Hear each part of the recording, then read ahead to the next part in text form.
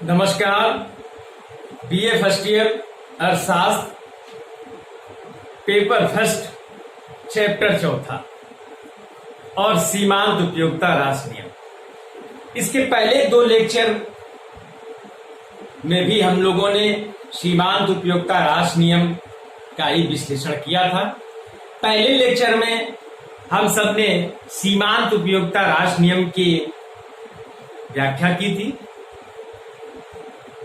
दूसरे लेक्चर में हम सब ने सीमांत उपयोगिता राशि नियम का स्पष्टीकरण एक तालिका के द्वारा और एक रेखा चित्र के द्वारा किया था।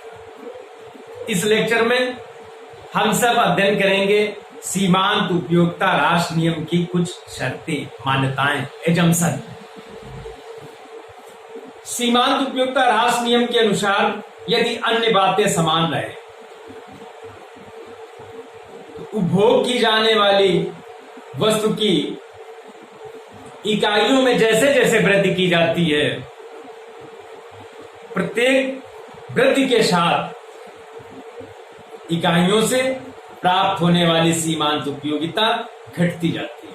ये नियम है और इस नियम का स्पष्टीकरण हम लोगों ने देखा था। मार्शल के द्वारा जो परिभाषा दी गई, एली के द्वारा जो परिभाषा दी गई, थॉमस के ने जो परिभाषा दी, बोल्डिंग ने जो परिभाषा दी, चैपमैन ने जो परिभाषा दी, तो इन परिभाषाओं ने इस नियम को स्पष्ट किया। उसके बाद हम सब ने तालिका और रेखा चित्र के द्वारा नियम का स्पष्टीकरण किया, विश्लेषण किया। अब अन्य बातें समान रहें, वो कौन सी अन्य बातें हैं, वो कौन सी शर्तें हैं, वो कौन सी मान्यताएं हैं जिस पर यह नियम आधारित है। जो ये शर्तें पूरी होने पर ही ये नियम क्रियाशील होता है। तो पहले शर्त क्या है, पहली मान्यता क्या है कि वस्तु का निरंतर उपभोग किया जाना चाहिए। वस्तु का निरंतर उपभोग किया जाना चाहिए, अर्थात उपभोग के क्रम में टाइम लैग नहीं होना चाहिए, समय अंतराल नहीं होना चाहिए। अर्थात जैसे यदि हम रोटी का उपभोग कर रहे हैं तो एक रोटी खाने के बाद 100 मीटर टहल लें, फिर उसके बाद दूसरी रोटी खाएं, फिर टहल लें। तो ये चूंकि भोजन की स्थापित मान्यता के विपरीत है, तो पहली मान्यता और शर्त है निरंतर उपभोग किया जाना चाहिए। उपभोग के क्रम में किसी भी प्रकार का समय अंतराल नहीं होना चाहिए। दूसरी मान्यता क्या है कि उपभोग की जाने वाली वस्तु की इकाइयां समरूप होनी चाहिए। समरूप होनी चाहिए, बिल्कुल एक रूप, रंग, आकार की होनी चाहिए। सीमांत उपयोगिता राशि नियम का दूसरी जो मान्यता शर्त है कि उपभोग की जाने वाली जो वस्तुएं हैं, उन वस्तुओं की इकाइयां, सभी इकाइयां एक समान होनी चाहिए। यदि हम रोटी का उपभोग कर रहे हैं तो सभी रोटियों का व्यास एक समान होना चाहिए। यदि रोटी का उपभोग कर रहे हैं तो पहली रोटी यदि हमने बिना घी लगी हुई खाई है, तो दूसरी रोटी, तीसरी रोटी, चौथी रोटी भी बिना घी के ही हम खाएंगे। ऐसा नहीं है कि पहली रोटी हमने सादी खा ली, उसके बाद घी लगा करके दूसरी रोटी खा ली, तीसरी रोटी में घी भी लगाया और ऊपर से बुकनू भी डाल लिया, और फिर इसके बाद अगली रोटी खाई तो उसमें हमने जैम भी लगा लिया। तो ये समरूपता समाप्त हो गई। तो उपभोग की जाने वाली सभी इकाइयां समरूप होनी चाहिए, इस नियम की यह मान्यता है। तीसरी मान्यता क्या है कि उपभोग इकाई का आकार मानक के अनुसार होना चाहिए। हम जिस वस्तु का उपभोग कर रहे हैं वो उस इकाई का आकार मानक के अनुसार होना चाहिए। मानक क्या है? कुछ वस्तुओं की स्थापित मान्यताएं हैं, मानक हैं उनके। जैसे पानी का यदि हम उपभोग करते हैं तो कप में भी पानी नहीं पीते हैं, एक गिलास, लोटा, उसमें पानी पीते हैं। या तल में पानी पी लेते हैं, चम्मच से पानी नहीं पीते हैं। तो चम्मच पानी पीने की मानक इकाई नहीं है, ये याद रखें। तो उपभोग मानक, अब प्यास लगी है और यदि तुम्हें चम्मच से पानी पिलाया जाए बूंद बूंद करके, तो तुम्हारी एक चम्मच के बाद दूसरे चम्मच की तीव्रता बढ़ जाएगी। अब यहां पे क्या है कि उपभोग में तीव्रता बढ़ेगी, तो उपभोग की जाने वाली इकाई मानक के अनुरूप होनी चाहिए। अब अगली मान्यता क्या है कि उपभोक्ता स्वस्थ चित्त होना चाहिए। उपभोक्ता का स्वास्थ्य जो है बिल्कुल अच्छा होना चाहिए, मानसिक दुर्बलता नहीं होनी चाहिए या किसी मादक पदार्थ के सेवन से युक्त नहीं होना चाहिए, क्योंकि भांग खाने से कहा जाता है कि भूख ज्यादा लगती है। तो ये इस प्रकार के नहीं होने चाहिए, उपभोक्ता स्वस्थ चित्त होना चाहिए। पांचवी मान्यता है कि उपभोग वस्तु की कीमत स्थिर रहनी चाहिए।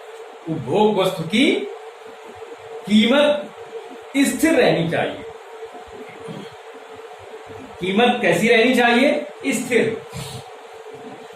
यदि रसगुल्ले का उपभोग कर रहे हैं तो जिस समय हम उपभोग करें तो सभी रसगुल्लों की कीमत एक समान होनी चाहिए, स्थिर रहनी चाहिए। यदि पहला रसगुल्ला हमने खाया जिसकी कीमत 10 रुपए है, दूसरा खाया 10 रुपए है, तीसरा खाया 10 रुपए है, चौथा खाया तो उसने कहा कि 5 रुपए में है, फिर पांचवा बोले कि ये 4 रुपए में है, तो हमारा उपभोग जो है वो हो सकता है कि हमें अधिक सीमांत उपयोगिता प्राप्त होने लग जाए। तो यहां पर इस नियम की शर्त जो है वो स्पष्ट है कि उपभोग की जाने वाली वस्तु की कीमत स्थिर रहनी चाहिए। अगली मान्यता देखते हैं कि स्थानापन्न वस्तु की कीमत स्थिर रहनी चाहिए। स्थानापन्न वस्तु जैसे चाय का स्थानापन्न जो है वो काफी है, और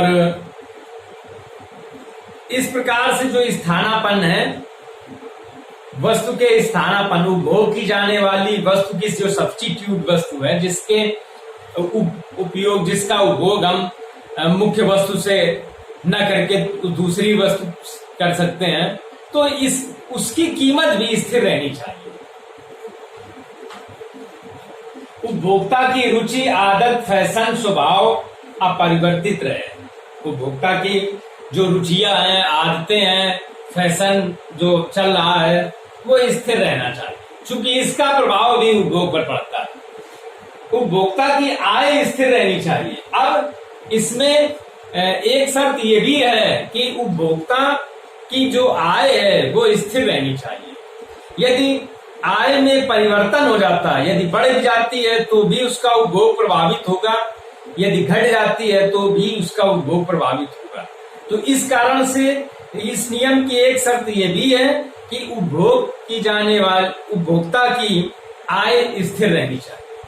अगली मान्यता है उपभोक्ता की आर्थिक स्थिति सुखमय होनी चाहिए। एक स्थिति, एक नियम का जो मान्यता है या शर्त है वो ये भी है कि आर्थिक स्थिति उसकी सुखमय होनी चाहिए। कहीं ऐसा ना हो कि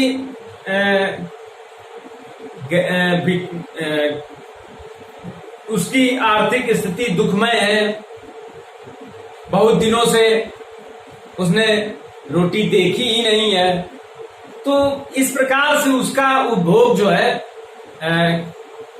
बढ़ेगा तो उसकी सीमांत उपयोगिता भी बढ़ सकती है। तो इस प्रकार से इस नियम की क्रियाशीलता, इस नियम की मान्यता है, शर्त है कि उपभोक्ता की आर्थिक स्थिति सुखमय होनी चाहिए।